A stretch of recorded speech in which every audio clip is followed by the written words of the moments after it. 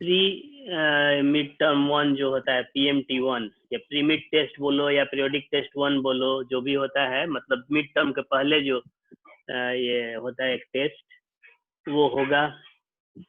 और वो होगा आपको MCQ, जैसा आप लोग एक बार एग्जाम दे चुके हैं, हम केमिस्ट्री का लिए थे 20 मार्क्स का, उसी तरह का अभी मतलब कंफर्म नहीं है, लेकिन मान के चलो कि लगभग 50 मार्क्स का होगा एग्जाम। उसके लिए आपको टाइम रहेगा। सारा सब्जेक्ट? हाँ, सारे सब्जेक्ट। सारा सब्जेक्ट हाँ, सारे सब्जेक्ट का होगा। और आपका वो पर्सनल नहीं होगा किसी टीचर का, वो स्कूल का एग्जाम होगा सारे सब्जेक्ट का, उसका मार्क्स आपको कंसीडर किया जाएगा। जो आपका फाइनल रिजल्ट बनेगा उसमें उसका मार्क्स ऐड होगा। तो उसके लिए प्रिपरेशन मिलेगा ना सिलेबस? हाँ, सिलेबस रिड्यूस करके आएगा तो मिलेगा। फिलहाल अभी हम लोग का सिलेबस तो कौन कौन चैप्टर अभी वो बताया जाएगा कि अभी से क्यों हड़बड़ा रहे हो। जब कंफर्म हो जाएगा कि इस डेट से एग्जाम होना है तो सारे टीचर जो हैं, सब्जेक्ट टीचर आपस में बात करेंगे।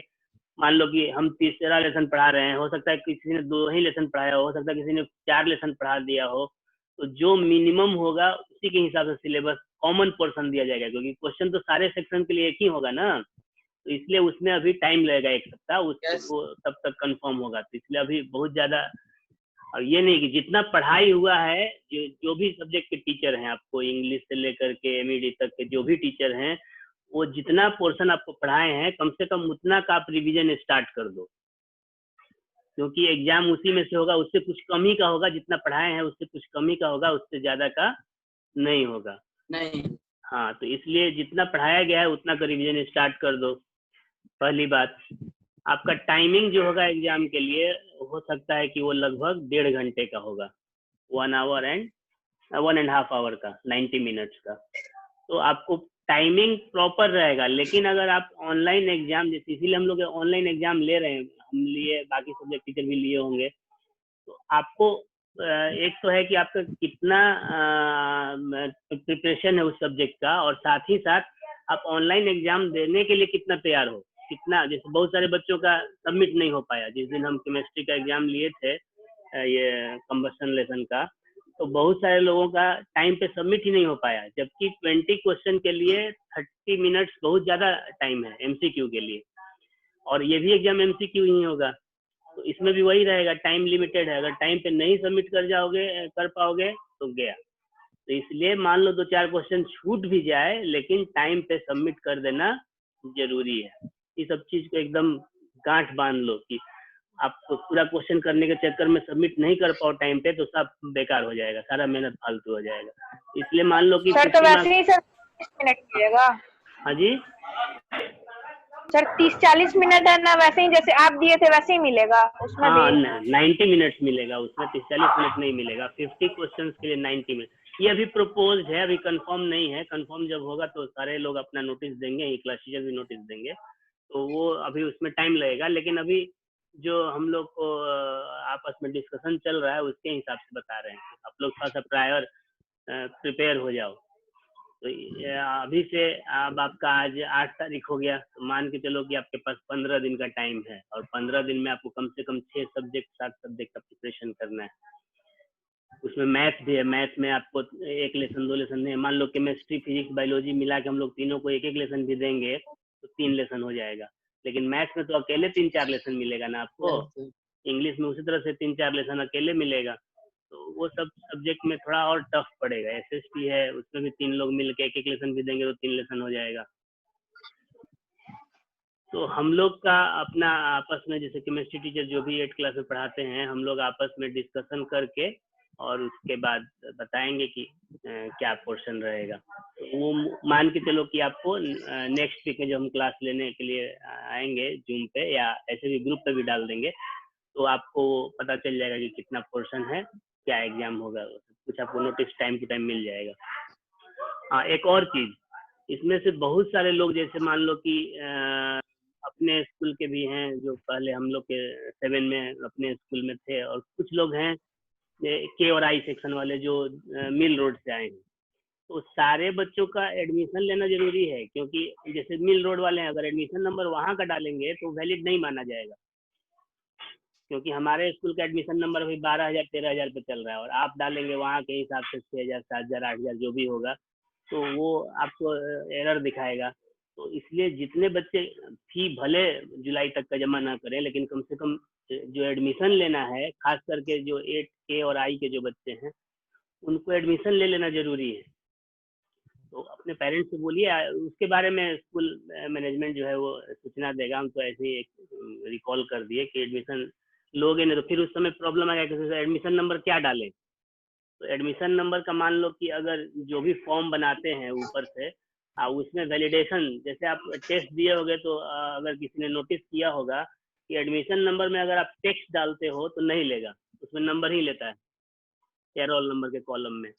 तो उसमें अगर वैलिडेशन डाल दिया गया कि 8 क्लास का एडमिशन नंबर इतना से कम हो ही नहीं सकता है, तो फिर आपका वो एडमिशन नंबर जैसे ही डालेंगे एरर दिखाएगा, और एरर दिखाएगा तो आप आगे क्वेश्चन के सेक्शन में बढ़ ही नहीं पाएंगे। 2 सेक्शन होता है ना, एक पर्सनल डिटेल्स का और एक क्वेश्चन के सेक्शन, तो आप पर्सनल डिटेल्स में ही रह जाएंगे, क्वेश्चन के सेक्शन में जा नहीं पाएंगे।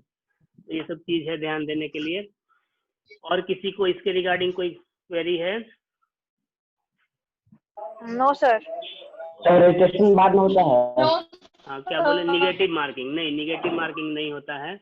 आप जितना सही आंसर दोगे रजिस्ट्रेशन बाद में होता है? हाँ, बाद में नहीं रजिस्ट्रेशन? रजिस्ट्रेशन नहीं कराना है आपको, एडमिशन कराना है। एडमिशन हो गया है? हाँ, तो वो हो गया तो काफी है। ये तुम्हारा सेक्शन क्या है ऋतिक? के के के के 8K। तो डालना चाहिए ना। चलो हम डाल तो दिए, डाल दे रहे हैं। डाल दिए हम डाल दिए। तो हम लोग अब स्टार्ट किया जाए अपना आज का लेसन। किसी का मैसेज आया है सर रजिस्ट्रेशन? अच्छा, ऋतिक का ही है, बाद में होता है मेरा आधार कार्ड नहीं मिल रहा है। कोई बात नहीं, आधार कार्ड नहीं मिल रहा, आधार नंबर याद है Hrithik? No sir. Aadhaar number भी याद नहीं है? कहीं पे नोट उट किया हुआ नहीं है? नहीं। अच्छा ठीक है, तो ये भी हो सकता है कि आप बाद में नहीं, उसमें हो सकता है कॉलम दिया होगा आधार नंबर डालने का ना। ठीक है, तो बाद में भी हो जाएगा। लेकिन कोशिश करो कि जितना जल्दी हो सके आ जाए वहां से, क्योंकि ये जो डाटा है जो अभी कलेक्ट हो रहा है 8 क्लास का, ये दिल्ली जाता है। आप लोगों को पता होना चाहिए कि 8 क्लास का बोर्ड है हमारा, डीएवी एजुकेशन बोर्ड।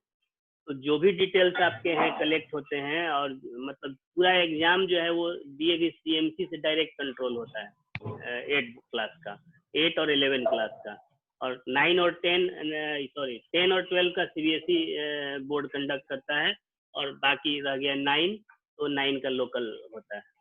1 to 7 और 9 का अपने स्कूल के लेवल पे होता है। अभी एक बच्चे का आ रहा है ओप्पो A12 करके, तो उसको एडमिट नहीं मिलेगा। इतना सप्ताह से हम बार बार बोल रहे हैं कि जब तक रिनेम नहीं करोगे एडमिट नहीं हो पाओगे, तो सबको सुनाई नहीं दे रहा है। हाँ बोलो सर, कोई लिंक से करता है ना? हाँ सर, कोई लिंक से करता है तो वही नाम से आ जाता है। हाँ, तो लिंक, इसलिए तो लिंक नहीं भेजते हम, तो आपको पासवर्ड और आईडी भेजते हैं कि उसको यूज करिए। अब आप एकदम लेजी बन जाएंगे कि सीधे लिंक पे क्लिक करें और चले आए, इसमें तो नहीं संभव हो पाएगा ना। थोड़ा तो मेहनत करना चाहिए। उसमें भी नेम लिखने का दिखाता है। हाँ, उसमें भी नेम लिखने का सही बात है, दिखाता ही। हाँ बोलो, कौन बोल रहा है? हाँ अनुष्का बोलो। सर ये हम लोग को कैसे पता चलेगा कि सर हम लोग का रजिस्ट्रेशन वहाँ पे मतलब हो चुका है सर?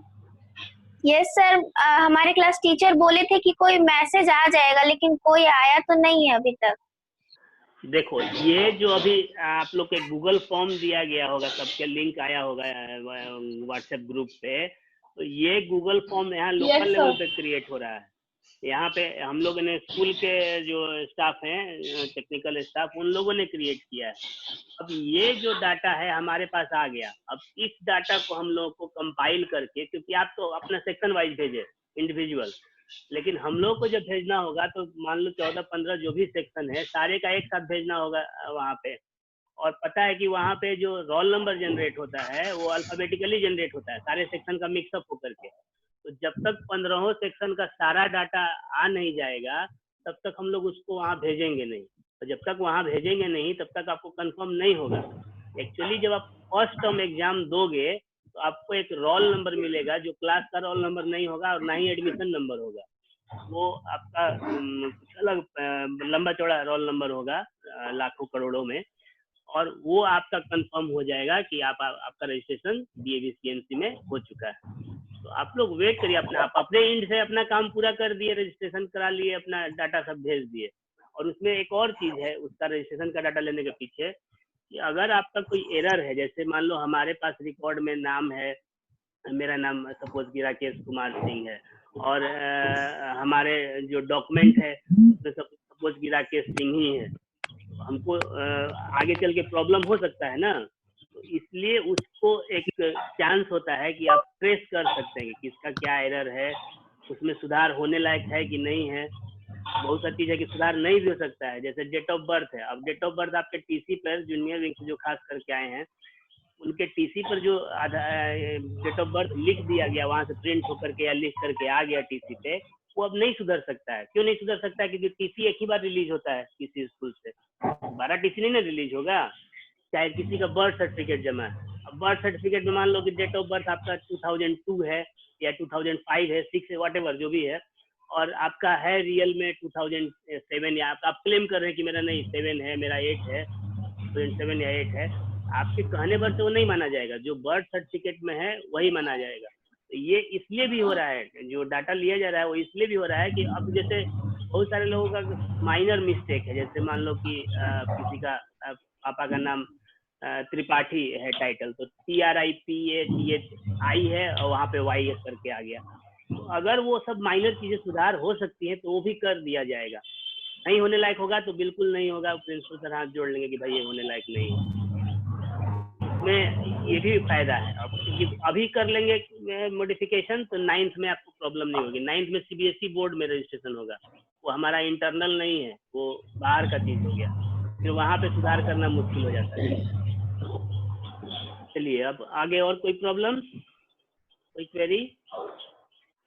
No sir. तो हम लोग No, पढ़े sir. अपने मेन टॉपिक की ओर। CFC पढ़ना था हम लोगों को। Yes sir.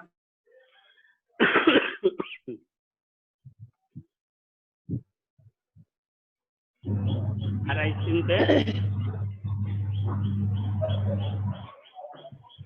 स्क्रीन पे आ गया, समझ जाएगा pollutant CFC। Yes sir. Yes, sir. Yes, sir.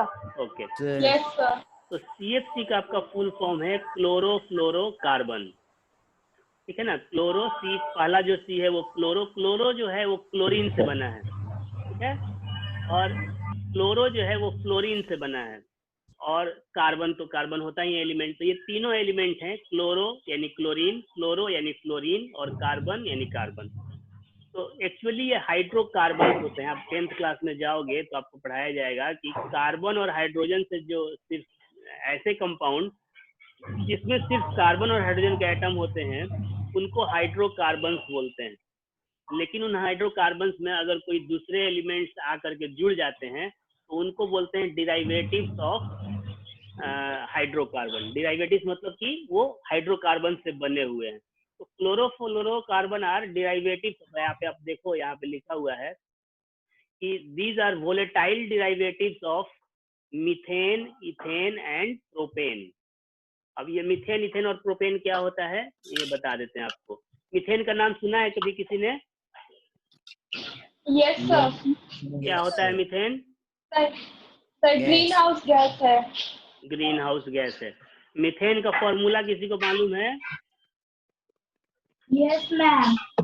Yes ma'am, I am not ma'am. आपको स्क्रीन पे लिखा हुआ दिख रहा होगा CH4, दैट इज मीथेन, ठीक है। यानी एक कार्बन और 4 हाइड्रोजन अगर मिल करके एक हाइड्रोकार्बन बनाएगा तो उसको बोलते हैं मीथेन। और इसके बाद क्या है? इथेन। चलो इथेन, तो इथेन का फॉर्मूला बता देते हैं आपको, C2H6, दैट इज इथेन। और अगर आपका C3H8 हो गया तो ये हो गया, कौन बोल रहा है जी? प्रोपेन। तो मीथेन भी हो गया, इथेन भी हो गया और प्रोपेन भी हो गया। अब डिराइवेटिव का मतलब क्या हुआ जैसे आपका इसको थोड़ा सा हम समझाते हैं। आदित्य राज 8K,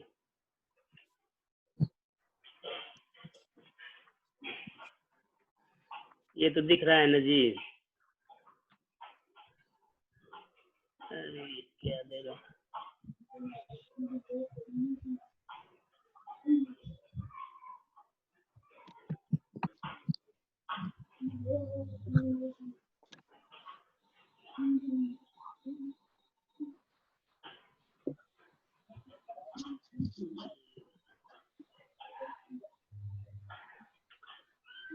एनीवे पहले इसको डिलीट करते हैं। मीथेन क्या हुआ, CH4। तो ये कार्बन के साथ आपको 4 हाइड्रोजन इस तरह से जुड़े हुए हैं। यहाँ देखो, समझो डेरिवेटिव क्या होता है, थोड़ा सा ये अलग लेवल का चीज बता रहे हैं।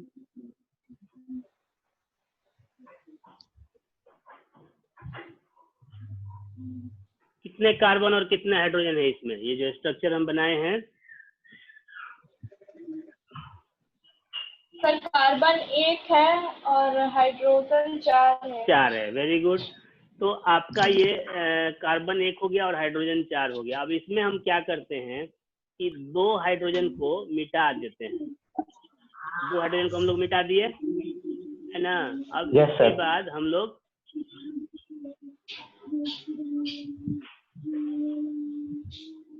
कौन गाना गा रहा है जी?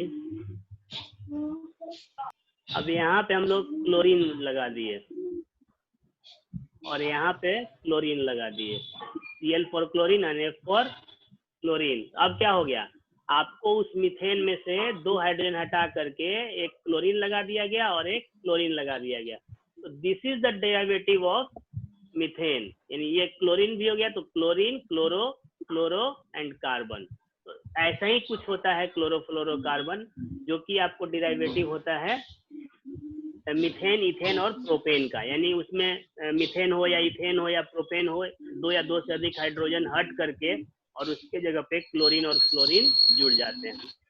और इनका रोल क्या होता है, तो these are mainly used as refrigerant.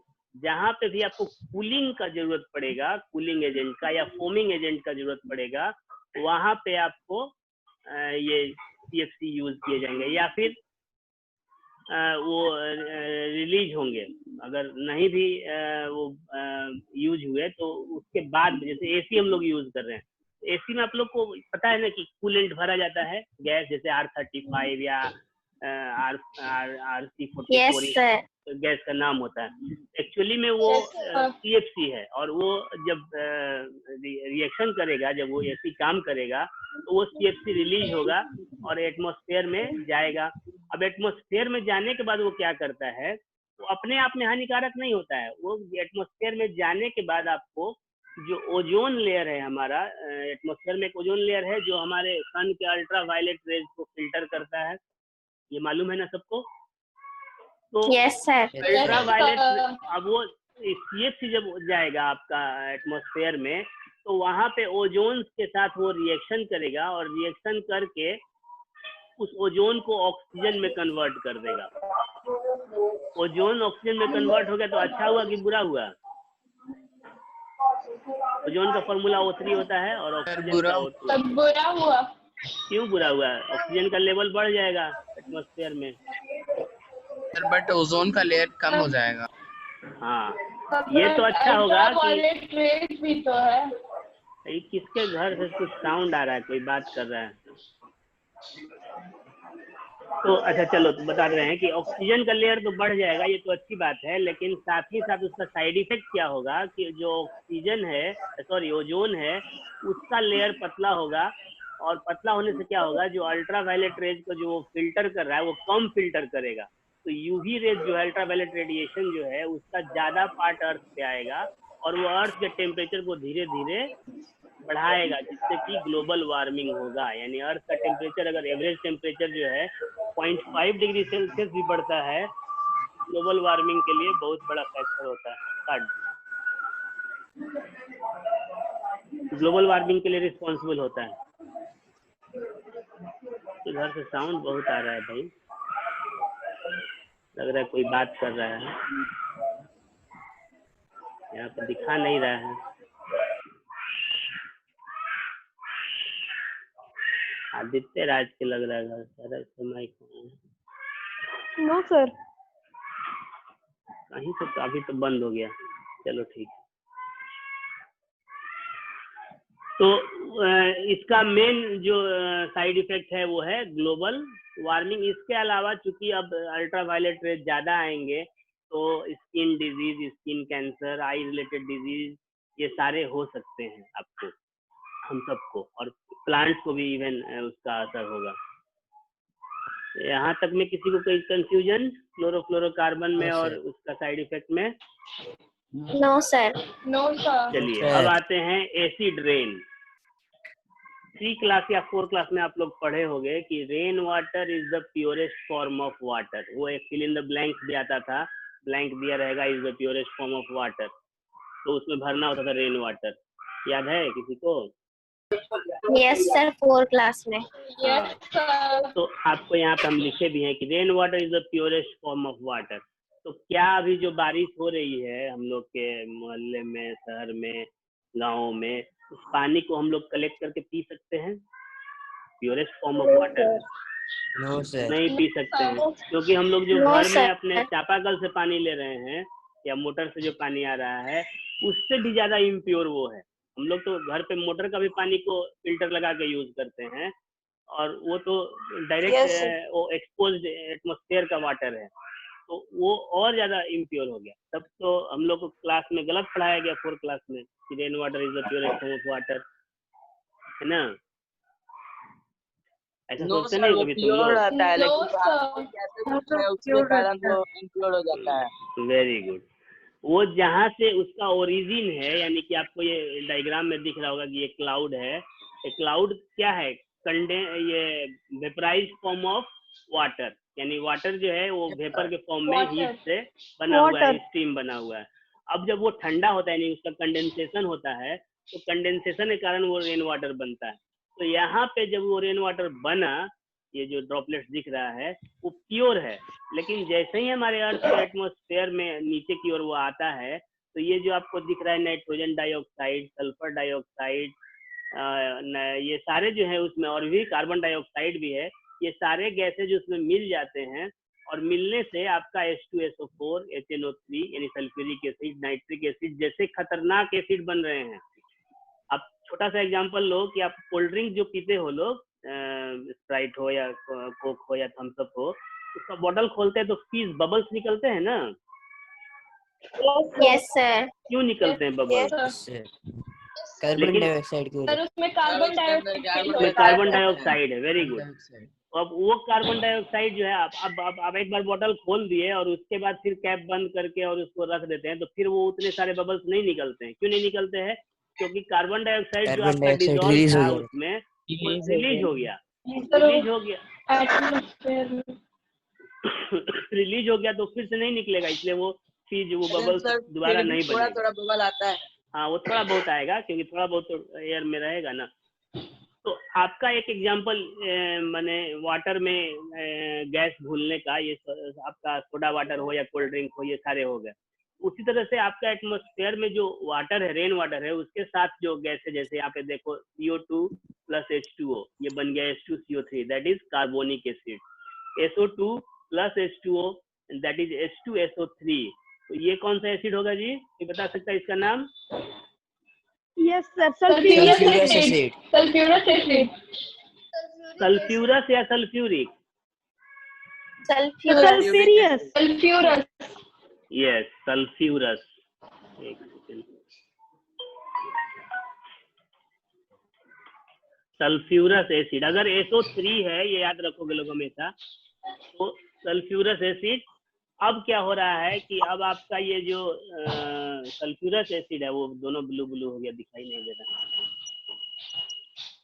तो जब सल्फर डाइऑक्साइड है, ये ऑक्सीजन के साथ और रिएक्शन करके सल्फर ट्राईऑक्साइड बना लेता है। SO3 यानी कि 3 ऑक्सीजन है, तो इसको बोलेंगे सल्फर ट्राईऑक्साइड।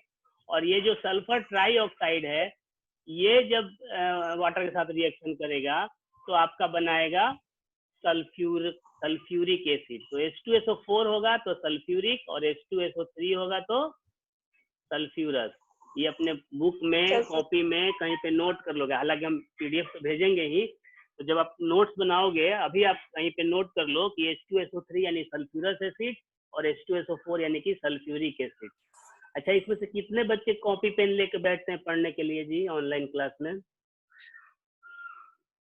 एक तो हम किसी को देख रहे हैं कि वो नोट कर रही है अपना कुछ जो जो इम्पोर्टेंट बोल रहे हैं उसको, लेकिन बाकी लोग तो जरूरत महसूस नहीं होती। ऑनलाइन क्लास है तो बस सुन के ही काम हो जाएगा।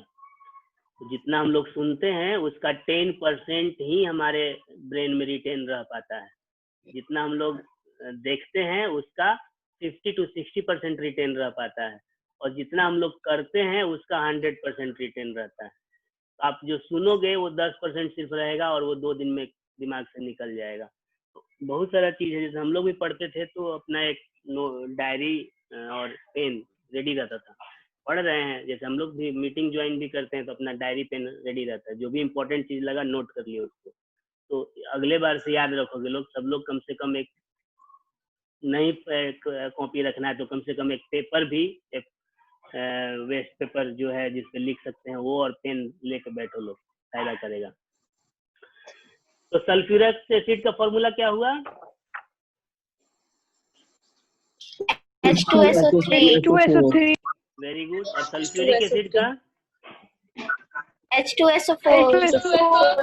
याद रहना चाहिए, क्योंकि ठीक है जो कॉमन एग्जाम होगा उसमें तो नहीं, लेकिन हम अगर पर्सनल एग्जाम लेंगे अपने क्लास का तीनों सेक्शन का, तो हम उसमें ये क्वेश्चन पूछ सकते हैं कि what is the chemical formula of this and what is the chemical formula of that. चलिए अब आते हैं कंसिक्वेंसेस ऑफ एसिड रेन, यानी एसिड रेन के क्या दुष्प्रभाव हैं, बैड इफेक्ट क्या क्या हैं इसके। तो मार्बल, हम लोग जानते हैं मार्बल का फॉर्मूला क्या होता है?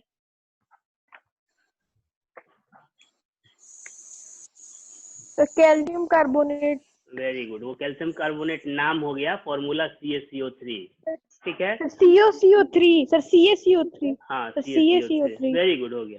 तो CaCO3 यानी मार्बल जो है, आप मार्बल देखोगे तो पत्थर और मार्बल में कुछ अंतर लगता है आपको टच करने में, छूने में, देखने में? Yes sir. क्या अंतर होता है? Yes sir. क्या अंतर होता सर है? मार्बल स्मूथ होता है। हाँ, मार्बल एक तो स्मूथ होगा, पत्थर से ज्यादा व्हाइट होगा, क्योंकि जनरली अब मार्बल तो बहुत सारे कलर के आ गए हैं, आते हैं, पहले भी आते थे अभी भी आते हैं, लेकिन जो प्योर मार्बल माना जाता है वो व्हाइट को ही माना जाता है। तो marble is known for its whiteness, और उसमें एक खास किस्म की चमक भी होती है, शाइन भी होता है और स्मूथनेस भी होता है।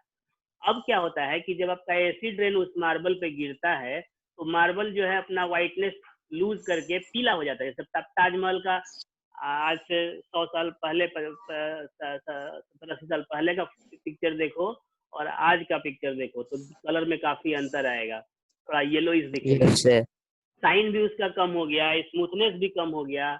या सिर्फ ताजमहल का ही नहीं, ये सारे मार्बल से बने हुए मॉन्यूमेंट्स की बात कर रहे हैं। आप अपने घर पे एक मार्बल रख करके और उस पे कभी बैटरी का पानी जो है, एसिड वाटर जो है, वो उसको डाल के देखो तो क्या होता है, उसका पूरा ऊपर का लेयर जो है वो मतलब कोरोडेड हो जाएगा, वो लगेगा पाउडर जैसा निकलने लगेगा वहां से।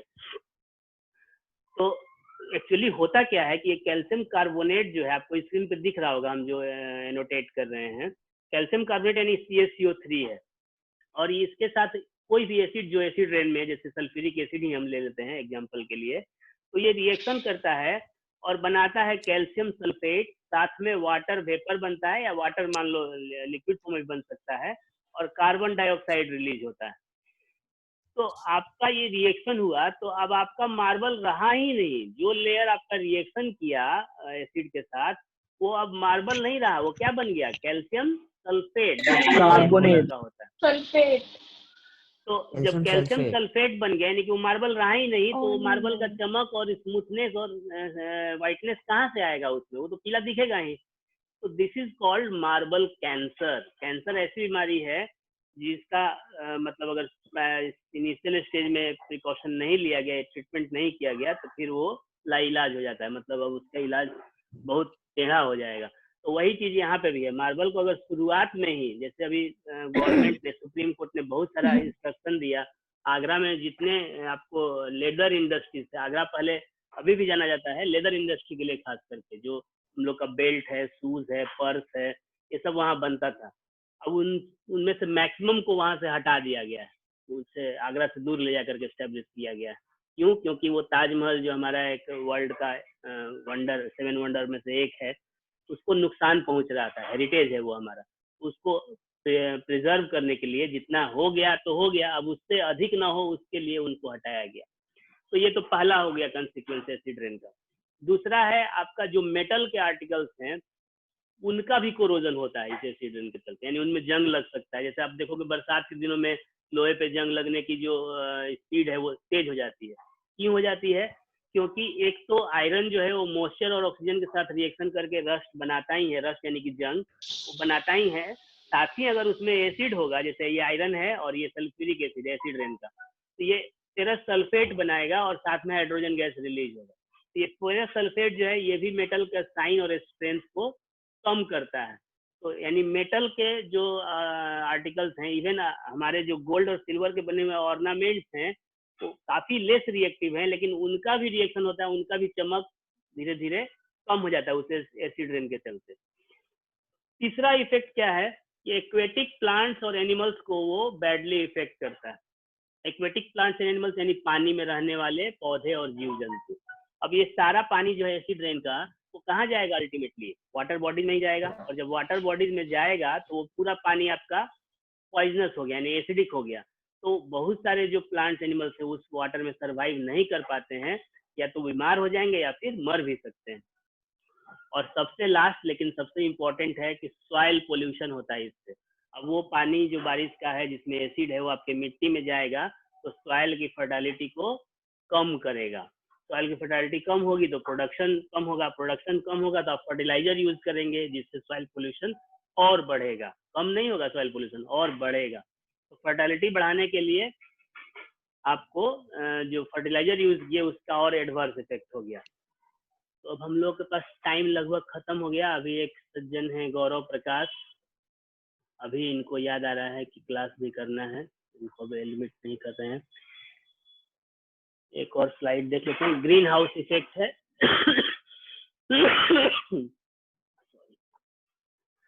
टाइम हम लोग के पास लगभग 1.5 मिनट है, थोड़ा सा डिस्कस कर लेते हैं हम लोग। ग्रीन हाउस वर्ड सुना है किसी ने? ग्रीन हाउस इफेक्ट छोड़ दो, हम सिर्फ ग्रीन हाउस बुक पूछ रहे हैं। Yes, sir. क्या होता है ग्रीन हाउस? Yes. हम लोग ऑफलाइन क्लासेस में Sir, बोलते the हैं greenhouse is a structure of building which is made up of glass walls and glass roof in which plants need protection from Special cold house of weather. glass in which special plants grows. Very good. तो glass ही क्यों लिया गया जी? और ताकि temperature sir बाहर ना जा सके। एक सेकेंड होल्ड करो। ग्रीन जो वर्ड है वो प्लांट के लिए यूज किया गया या ग्लास के लिए यूज किया गया? टाइम खत्म। प्लांट के लिए।